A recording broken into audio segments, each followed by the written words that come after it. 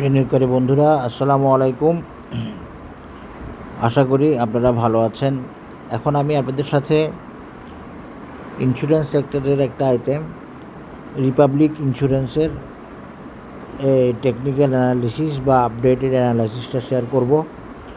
আশা করি আপনাদের কাজে লাগবে, সাথেই থাকেন। আমার অ্যানালিসিস সম্পূর্ণরূপে টেকনিক্যাল বেসড, কাউকে প্ররোচনা বা প্রলুব্ধ করার জন্য না। আসেন আজকে এখন আমরা একটু দেখি রিপাবলিকের অবস্থা। রিপাবলিক ইন্স্যুরেন্সটা গতকাল একটা ভালো মুভমেন্ট দিছিল। ভালো মুভমেন্ট দিয়ে ওই যে ইন্স্যুরেন্স সেক্টরের মতো কুজেনসেনের রেজিস্ট্যান্সটা আটকাইছে, কিন্তু তানকেনসেন নিচে আছে।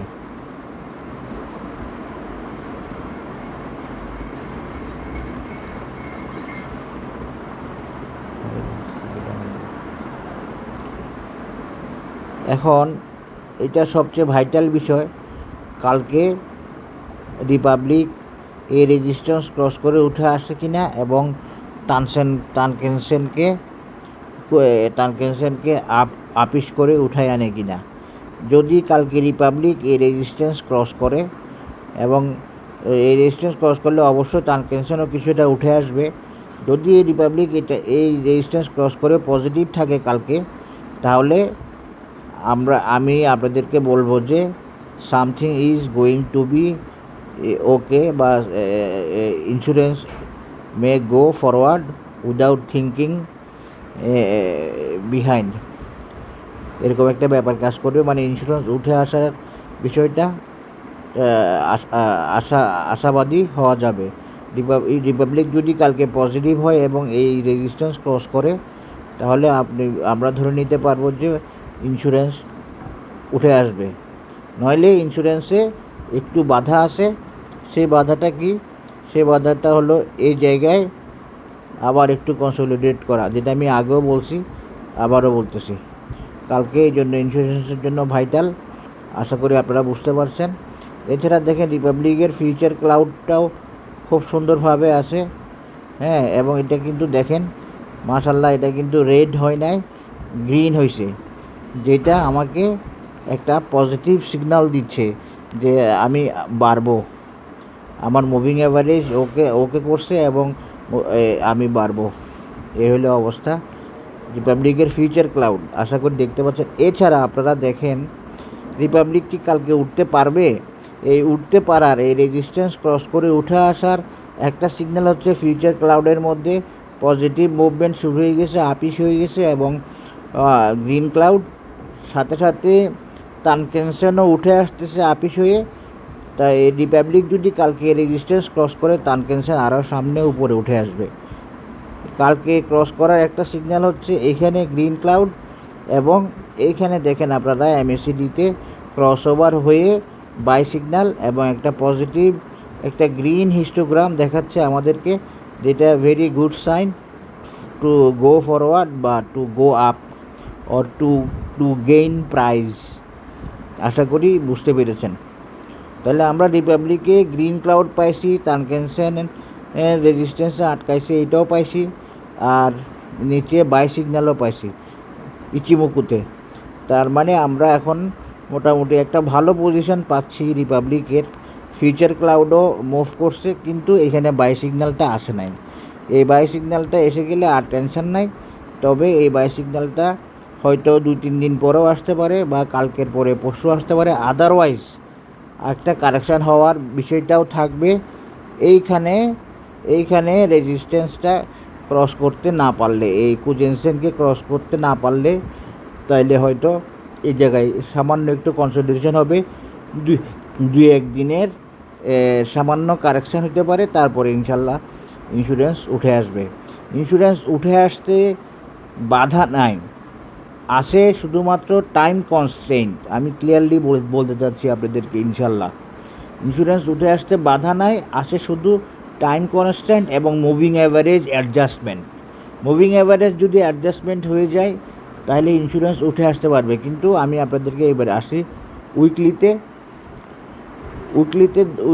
দেখেন, উইকলিতেও একই অবস্থা এই জায়গায় যে সমস্যাটার কথা বলছি ইন্স্যুরেন্স সেক্টরে, এইটা রিপাবলিকেও আছে।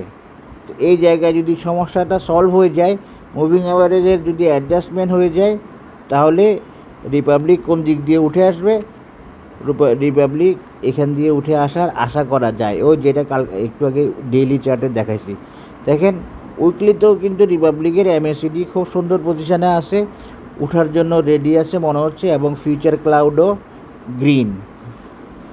এই জন্য আমরা একটু কনফিউজড এখন কি ঘটতে পারে, কারণ আমার কাছে ডাটা নাই।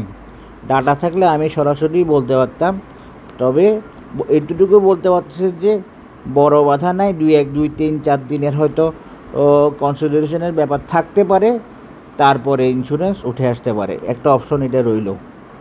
এখন আসেন আমরা রিপাবলিকের আর ডিটেলসে না যাই, এখন আমরা রিপাবলিকের চার্টটা দেখার চেষ্টা করি, টার্গেট দেখার চেষ্টা করি।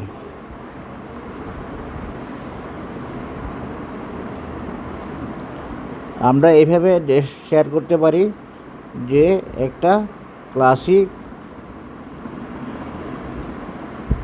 সিহর্স প্যাটার্ন দিয়ে রিপাবলিকের টার্গেট হচ্ছে কত, 54 টাকা উইকলি চার্টে। আচ্ছা আমি উইকলি না, এটা ডেলিতে নিয়ে জায়গা,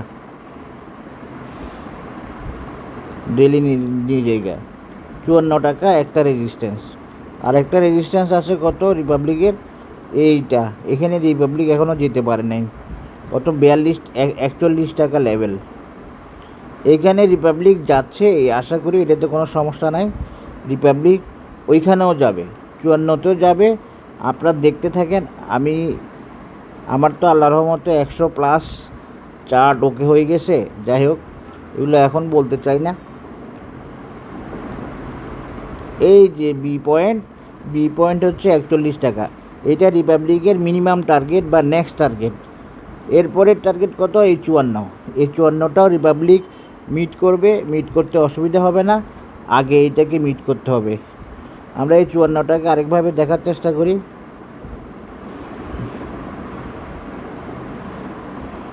না, এটা মিলে নাই, সুতরাং আমরা এটা শেয়ার করব না। এই 54 আর এটা, এই দুইটাই হচ্ছে রিপাবলিকের রেজিস্ট্যান্স, 41 এবং 54 বা 52 হতে পারে, সেটা থাকলো 52 অথবা 54।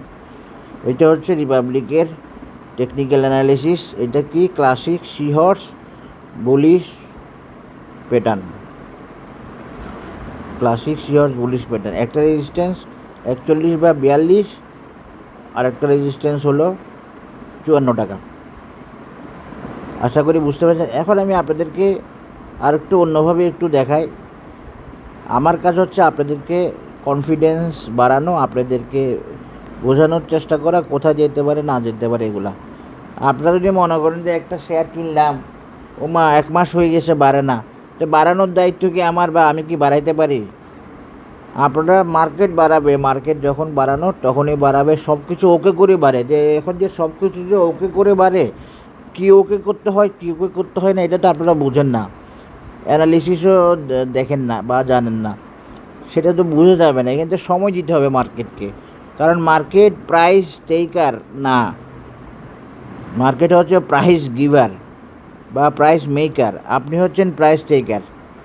দেখেন রিপাবলিকের এখানেও একটা রাউন্ডিং বটম হয়, এইটা একটা রাউন্ডিং বটম হয়, যেটা ওই যে 41 টাকা লেভেলটা, আবার রিপাবলিকের এই 44 টাকা লেভেলটা, সরি এইটা 44 টাকা লেভেলটা একটা রাউন্ডিং বটম হয়, আবার এই 54 বা 55 টাকা লেভেলটা, এটাও একটা রাউন্ডিং বটম হয়। এই রাউন্ডিং বটম মানে কি? রাউন্ডিং বটম মানে হচ্ছে অনেকটা কনফার্ম একটা টার্গেট বা একটা কনফার্ম প্যাটার্ন। এই রাউন্ডিং বটমের সাফল্যের হার প্রায় 80% লেভেল। সুতরাং আপনারা এগুলো বুঝতে হবে। এখন আপনি নিয়ে বসে আছেন, আপনার কাজ তো নিয়ে বসে থাকা, আপনি তো বিনিয়োগকারী, আপনি তো ট্রেডার। আপনি দাম বাড়লে বিক্রি করা, দাম কমলে অপেক্ষা করে, দাম কি কমতে পারে না? নানান কারণে দাম কমতে পারে। এই জন্য তো এই মার্কেটটাকে বলা হয় আনসার্টেন। এরপরে তো আলটিমেটলি যখন বাজার ভালো হবে, যে সেক্টরটা অ্যানালিটিক্যালি ওকে, সেই তো ডমিনেট করবে। আর বাজার দেখেন, বাজার কোন দিকে যায়, বাজার কি সেক্টর ওয়াইজ মুভমেন্টে চলে যায় কি না, আমার একটা ধারণা হচ্ছে। যাই হোক, এত কথা আর এখন ডিটেলস বলতে চাচ্ছি না, আপনারা দেখতে থাকেন। এই যে এখানে একটা 43-44 আর এখানে একটা 54। আর বাজারের টার্গেট কি? বাজার টার্গেট প্রফিট করা। বাজার যদি সেক্টর ওয়াইজ মুভমেন্ট না করায় তাহলে কি বাজার স্পেশালি মানে কোনো একটা সেক্টরের উপরে প্রফিট করে আরেকটা সেক্টরে মুভ করানো, এইটাই তো বাজারের মূল নেচার। একসাথে তো সব মুভ করানোটাকে পারফেক্ট বাজার বলা হয় না।